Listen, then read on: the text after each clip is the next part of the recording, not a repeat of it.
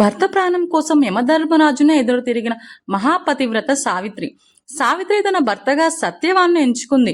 కానీ మహర్షి ఒక నిజం చెప్పారు. సత్యవాన్కి ఇంకా 1 సంవత్సరం మాత్రమే జీవితం ఉందని. అయినా సావిత్రి వెనక్కి తగ్గలేదు. ఒక రోజు అడవిలో సత్యవాన్ సావిత్రి ఒడిలోనే ప్రాణం విడిచాడు. అప్పుడు అక్కడికి యమధర్మరాజు వచ్చి సత్యవాన్ ఆత్మను తీసుకెళ్తున్నాడు.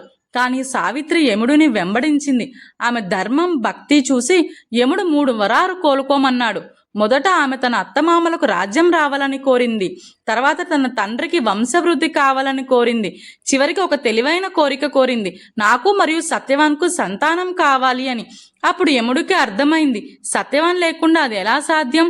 అలా సావిత్రి పతివ్రత శక్తికి యముడే తల వంచి సత్యవాన్ ప్రాణాలను తిరిగి ఇచ్చాడు. అందుకే సావిత్రి నోంబు వ్రతం భారతీయ సంస్కృతిలో పతివ్రత ధర్మానికి గొప్ప ఉదాహరణగా నిలిచింది. సావిత్రి మనకు చెప్పిన గొప్ప సత్యం ఏమిటంటే, నిజమైన ప్రేమ ధర్మంతో కలిస్తే మరణాన్ని కూడా జయించగలదు. అందుకే సావిత్రి కథ భారతీయ సంస్కృతిలో శాశ్వతంగా నిలిచింది. సావిత్రి మాతాకి జై.